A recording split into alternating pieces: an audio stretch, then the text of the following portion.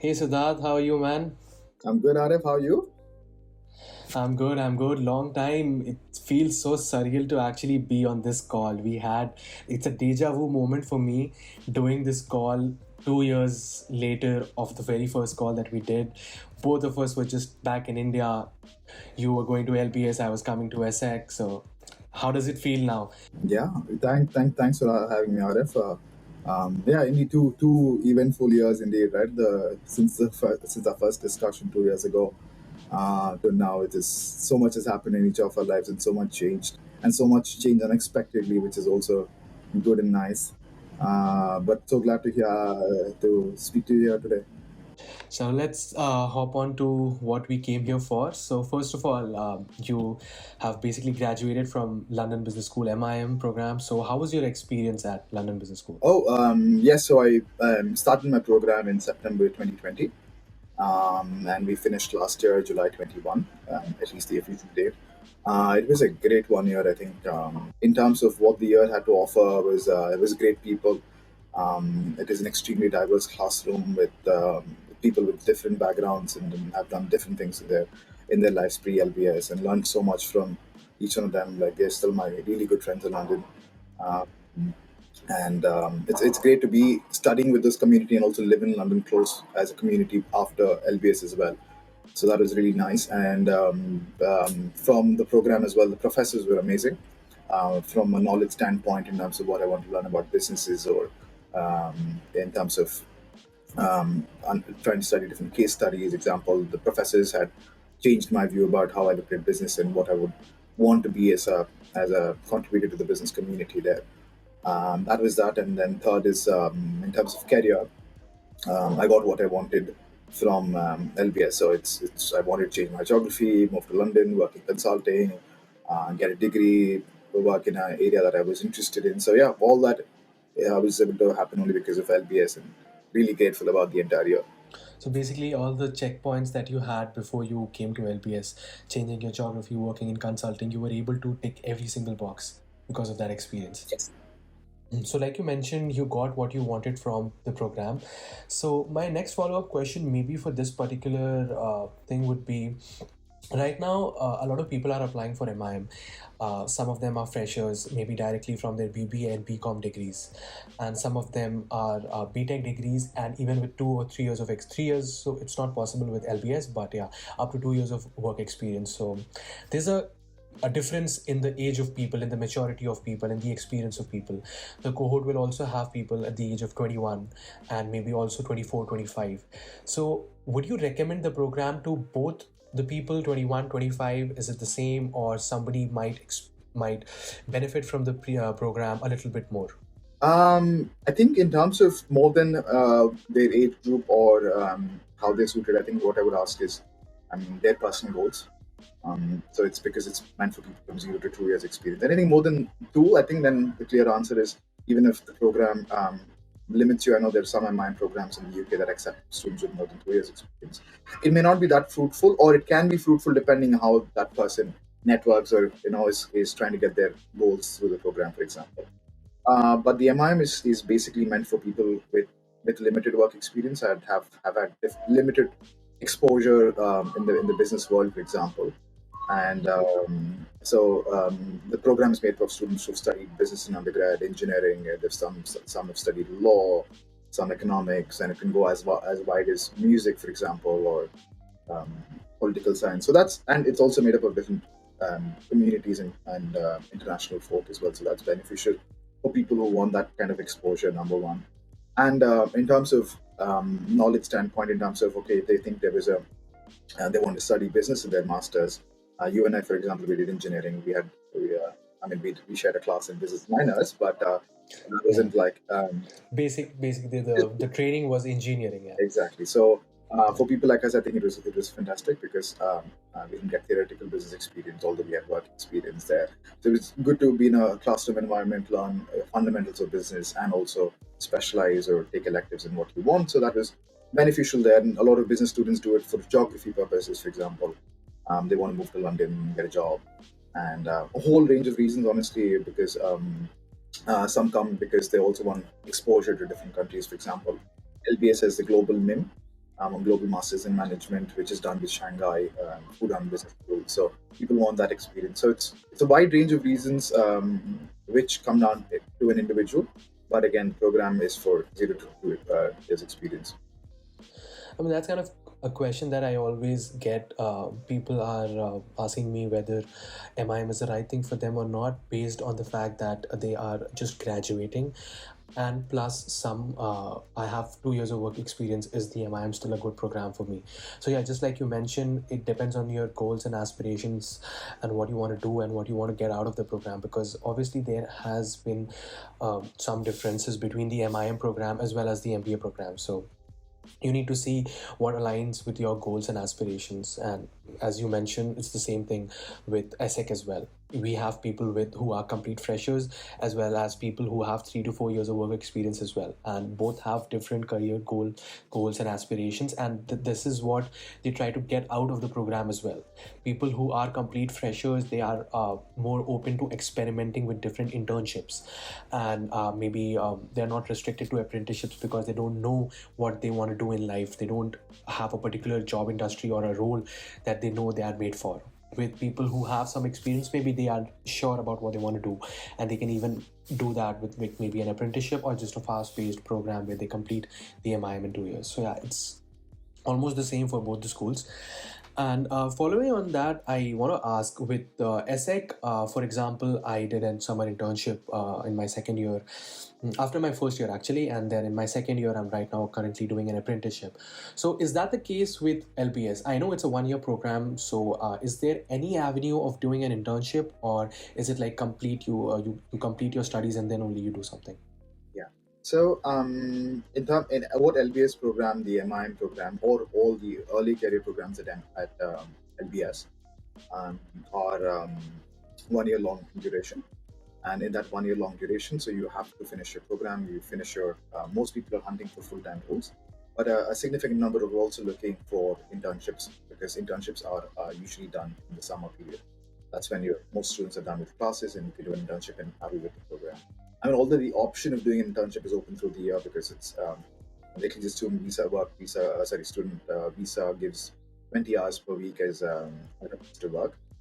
But the school doesn't recommend it, because first, the entire 1 year itself is a fairly packed program, and you've got so many things to do. In a normal year, you've got a lot more networking, a lot more sessions that you want to attend outside of just the classes. So school doesn't recommend it, but if somebody wants to do a summer internship, they don't have anything on their schedule, they could totally do a summer internship and then of course go for a full time at the end of 1 year. So that overall option in terms of, I mean, what I love about ESSEC's program is that it gives an opportunity for students to do an apprenticeship and an internship. So especially like you mentioned, the ones who are not very clear about what they want to do and in their careers, or which path to choose immediately, it's a nice exposure for them to go to the industry, get a bit of understanding and choose that option. But LBS in a way is a 1 year program, so that it doesn't have the luxury of choosing too many different paths altogether at once through the program. So any kind of exposure somebody has, or any kind of clarity they have beforehand, helps a lot. And I think that's what LBS also looks, because you've got to write 2 essays on just about what's your career plan A and B. So the students are fairly clear in terms of where they want to go. So that's one. Okay. And with terms of the search for internships and full time opportunities, I mean, what has your experience been like when it comes to internships or a full time job? So, is it does it comes down to the questions that we discussed when you were actually applying, when you had applied? So, does the brand value actually help? So now you will have a clear cut answer because you've applied and you've got the job. So, does the brand value help? Is it because of networking that a lot of people also get jobs? So how is the job search scenario, given the LBS MIM program? Sure. So let me break that answer down into two parts. I'll first talk about the job market, or how do you find jobs at LBS or UK universities, and then I'll talk about my experience. So in terms of finding a job when you're at LBS, is number one, especially for students from India, is you're completely on your own. There is a dedicated career center at LBS. They help you refine your CV, understand the companies that you can target based on your profile.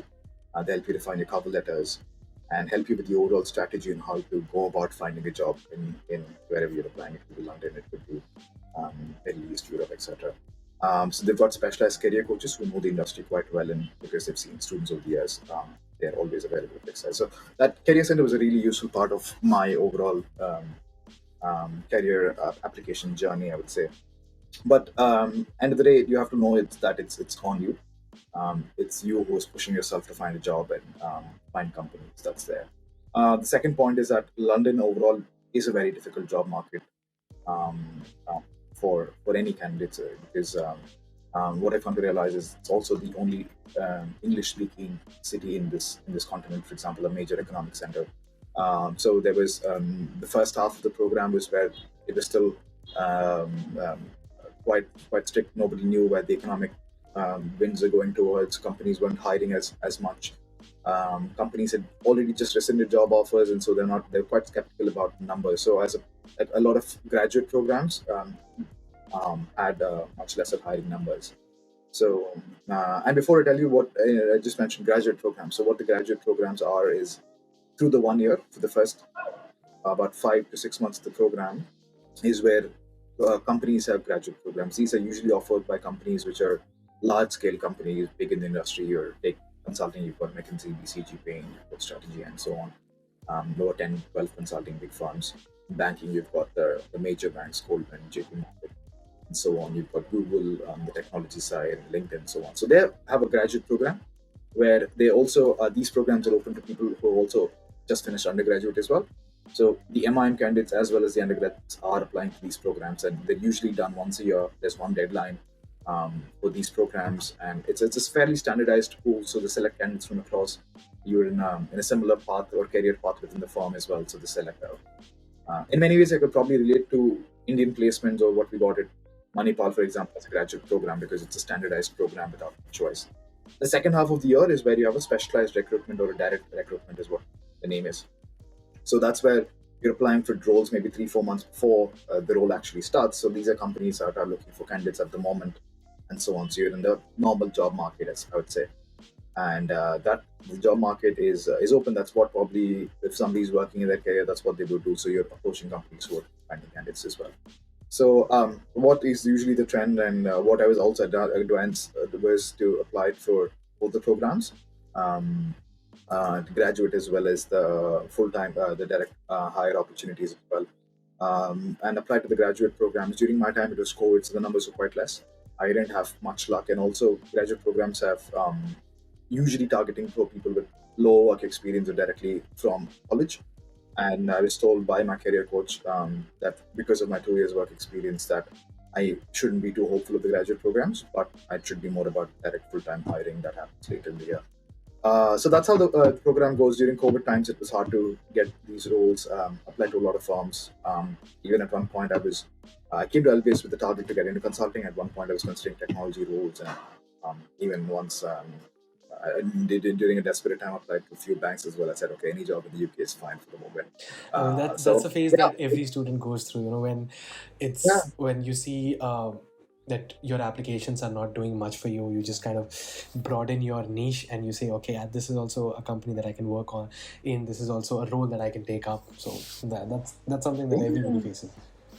exactly. You're wondering, saying, okay, as long as I stay in London and like I have a post work visa, so okay, any role is fine. I can stay here for a bit and then see what happens. Okay, this role may not be that bad as it sounds. So yeah, you have this phase, and yeah, I think it's a great phase too. I mean, it's a sad phase for sure because you've applied to about 20, 30 companies by then. You've got your Plan A companies, Plan B companies, and Plan C companies as well. And all you've seen is rejections from all of them. So it's a difficult time to be, especially then if you think you have work experience and you think your work experience is going to be valued, and you're like suddenly, what, nobody wants me, and even more that that your peers are getting a lot of jobs and you're not getting anything. Then you start questioning if you're right fit in the cohort. But everybody is a right fit. Everybody in the school was picked because the school is deeply looked at their profile and they think you are worthy as a student of the school. So that's everybody comes out fair, and I know all my classmates have come out really successfully with flying colors. Dude, is there an And they have alien invasion over there? What is happening? No. So I have a helicopter. I sit right in front of a hospital, Uh, and there's a helicopter sounded that keeps like an flying. alien invasion. So coming back to how I found my job, so I applied to the graduate programs. It was there, but the second half of the year, what I fully targeted was the direct hire programs. So I got my job through networking, and how I got it was just a numbers game. I think one was to try and network with as many people as want. So I also realized networking is a fairly broad concept that at least pre-B school days, and you see these business school brochures, and you're like networking. But you've also come to realize what's a tangible network and an intangible network as well. So it's targeted networking towards people or individuals that can probably give you a job offer. Versus I meet a lot of people in school, great candidates of different varying experiences and backgrounds and so on. These are candidates that open up my perspective of the world. That's making me ready for the job world in terms of, let's say, understanding different cultures, for example, or sometimes understanding how do I be successful in my career, how to make a switch when I think it's right, or just to be happy. For example, the leadership program, a lot of students are just about happiness. They're top of their companies, and they're just like sit focus on happiness. I'm like, no, I want a job now. So yeah, these conversations are really fun. But in terms of networking, what I did previously was a lot of networking also made me realize about my particular strengths and what stood out in my CV. um, I came to realize, okay, these are 3 or 4 skills I have as transferable skills or areas of interest that I want to, and I started targeting these companies particularly. And also, when in London, the advantage is, especially in consulting, is you've got a range of consulting firms. You've got at least 300 plus consulting firms that are based in London. Some of them headquartered here, some of them have pretty big offices with a lot of staff required as well. So you've got a range of consulting firms, and it's also quite niche as well. So the number of boutique consulting firms that specialize in a particular area is also quite large as well. So I work in a procurement supply chain consulting firm called FECO, and this was the sector and area that I wanted to be in, consulting and procurement supply chain. So looked at companies that at least 10 plus procurement supply chain companies in London, and met up with those candidates. Some of them, and speak. I mean, I spoke to a lot of them over the entire second half of the program, and of course, like these are 10 procurement supply chain. There's also some areas such as operation improvement, profitability improvement, pricing, and these are some of the consultancies I was exploring with. So I think from Jan to like April, I spoke to at least one new person every day, trying to network and find out about industries, and learn about how I should define my approach as well. And then finally, one of these from an executive MBA at LBS, who was currently an he's an FECO principal. We had a chat, and then he liked my profile, and then he liked the interview process and so on. So that was how my job happened, and I know a lot of my other friends have also got their jobs through networking. I think we were also advantage towards the end of the year that COVID is almost ended. UK did a fairly successful vaccine program, so we were also benefited with the tailwinds of opening up, the UK opening up, and having some shortage of workers. For example, there's a quite a few roles, especially towards August and September last year, when UK was companies were hiring rapidly and growing a lot big. And plus the post study work visa as well. So that was one reason. I mean that is a kind of trend that I witnessed here in Paris as well. For our 2020 batch, we had, let's say, X amount of roles, X amount of opportunities, and for the 2021 batch, the opportunities were honestly 2x, because a lot of people were getting internships and apprenticeships much sooner. A lot of new companies were popping up and giving different kinds of roles that were not even existent during our time. Just from the top of my head, Nokia hired a few people in our batch, and I had no idea Nokia had presence over here in Paris, or they were even hiring MIM graduates. So that was a surprise. And a few other companies, definitely, they hired quite a few people. So yeah, that was a time last year, like 6, 7, 8 months ago, that a lot of people got new opportunities. A lot of companies were hiring. So that was a trend here in Paris as well. Yeah, that's very nice. I mean, at least you've got one bit towards the end where okay, the market's also opened up. Yeah. Yeah. So I think for all the questions that I wanted to ask, I kind of have all the answers. Just as a last summary question, if somebody is thinking about applying to LBS MIM, What are just the key points that you want to mention? Maybe about the experience of the program, maybe about the internship and job hunt. So, what are like your key takeaways? Like just a 1 minute elevator pitch of why LBS MIM experience was Sure.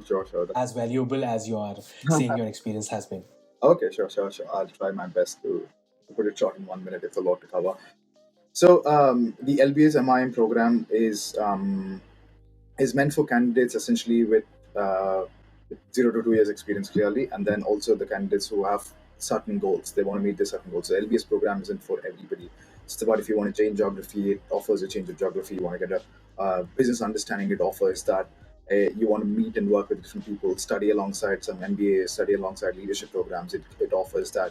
So it's about what you want to get out of the program, essentially, and it has certain offerings that if are aligned to any of anybody's goals, I think that's where LBS the program sits really well.